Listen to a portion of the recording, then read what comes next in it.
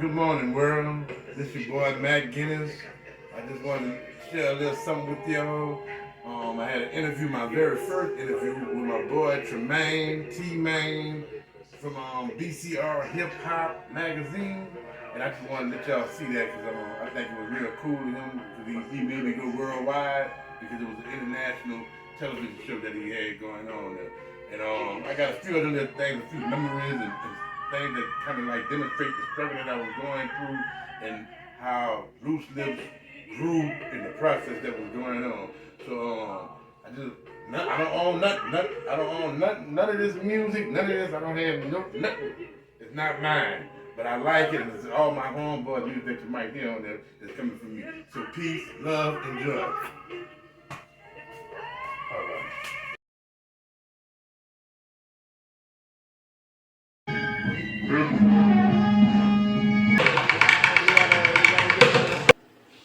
Hey, thank you, Sasha. Hey, welcome back. This is BCR Live. I'm Tremaine. You're watching BCR Live, live from New Orleans. Now, our final segment of the day is with the author. He has a book called Loose Lips and is based on happenings in the New Orleans area. So now we're going to go back to the Blue Flamingo Sports Bar and Grill here in New Orleans where the food is fantastic, right? And we're going to talk with this local author to see what his book's about.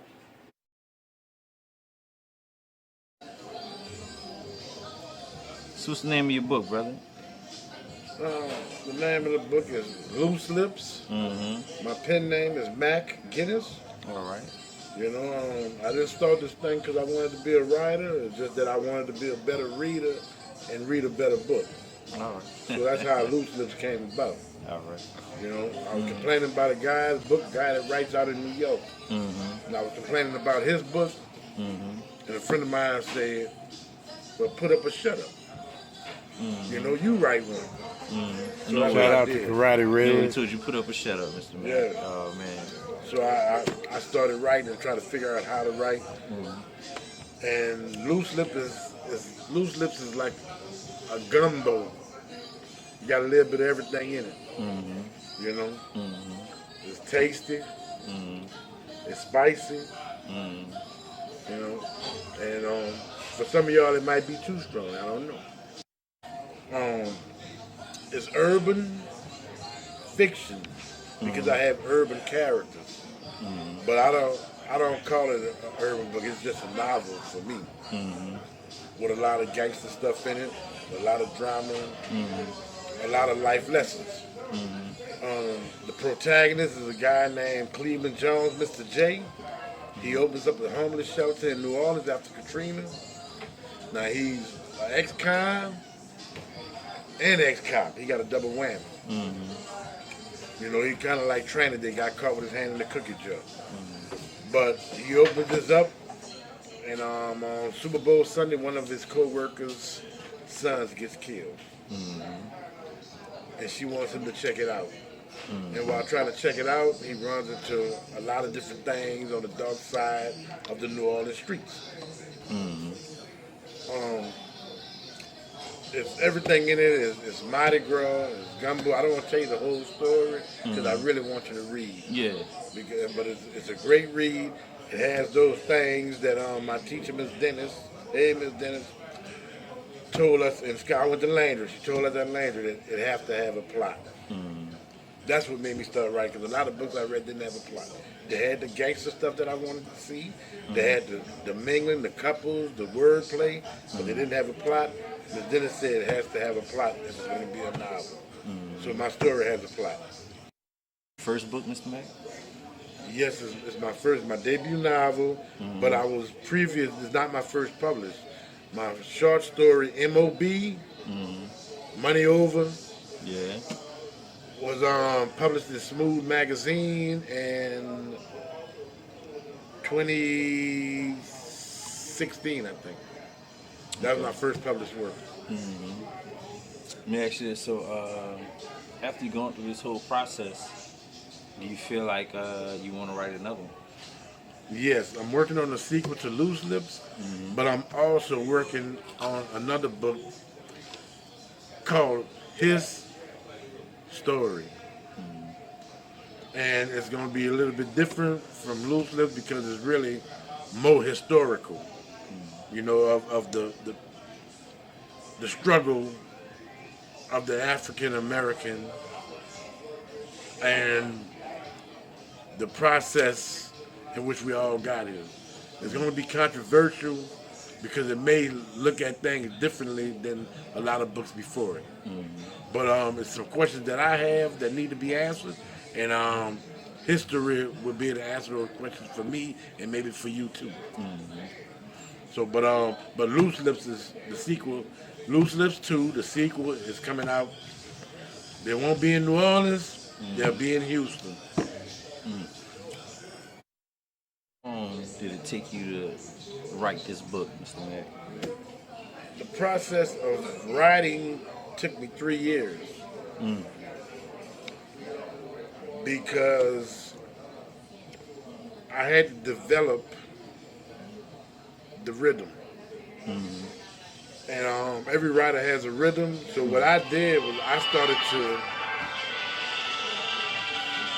to use other authors' rhythms. I would peep out their rhythms. Grisham, Patterson, Walter Mosley, Eric Jerome Dickey. I would look at their rhythm and see what I can do.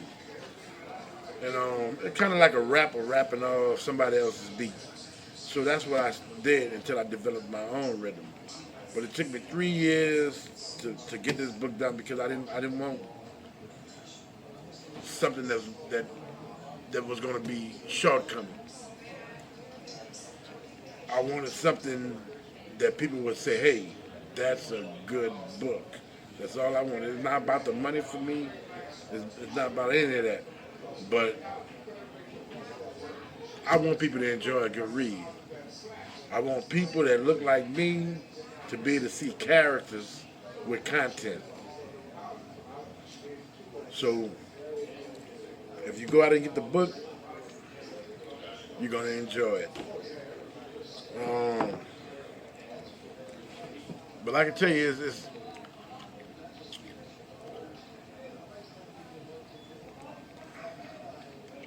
Loose Lips. I'll just read the back for you so you can really know what's going on.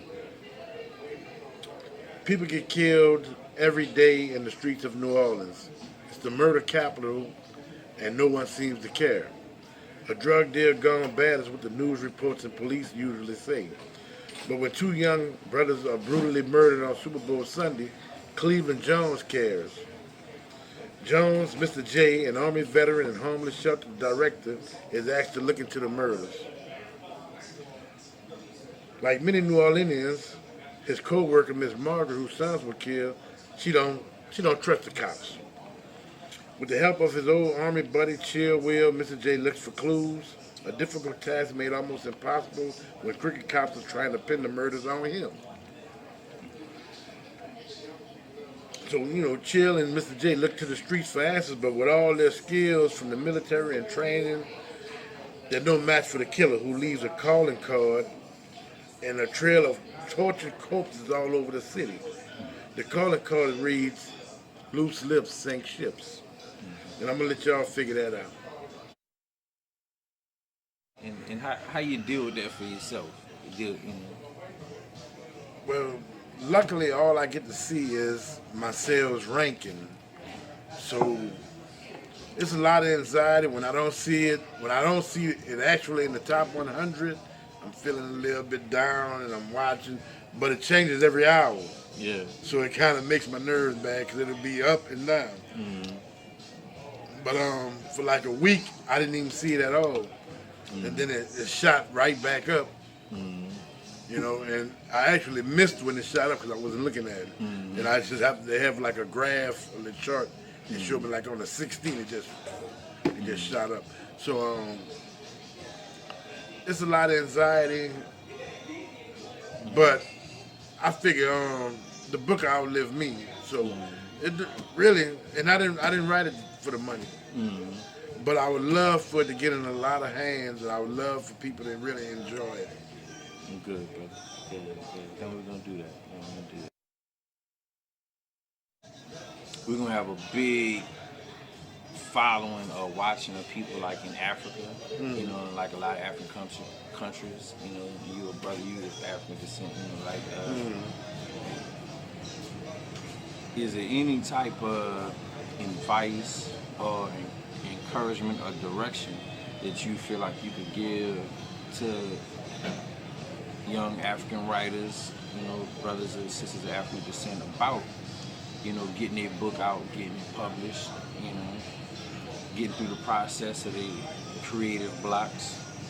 Okay, well, you know, as you know, I'm an indie author, which means that I didn't wait on the traditional publishing house to pick me up and publish me. I'm an indie author because I believe that you have to invest in yourself. You have to invest in your dream. And if you put in the work, you know, writing a page a day, 365 days in a year, a page a day, you have a book. And if you believe in your story and you put the work into it, why not invest in it? You know? We spend a lot of money on a lot of things that we don't need. Why not invest in ourselves? So to any writer out there, I would say invest in your dream, whatever it is. Writing, producing, music, building, whatever your dream is, invest in it. Because if you don't invest in it, nobody else will.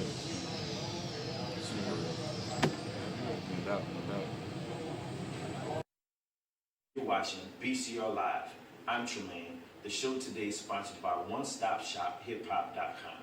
Now, if you want to sponsor an episode of BCR Live, just contact us at bcrhiphopmag@gmail.com.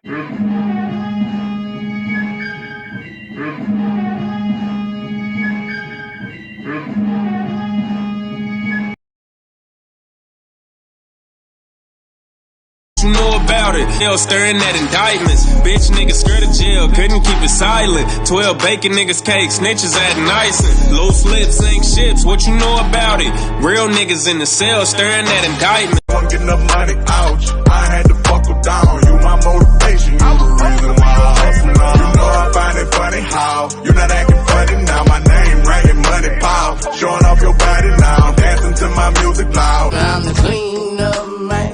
Yes, I am the clean up man. I listen, baby. I do what I want. I screw who I want. And I ain't tied down to no string. Baby, I'm the clean up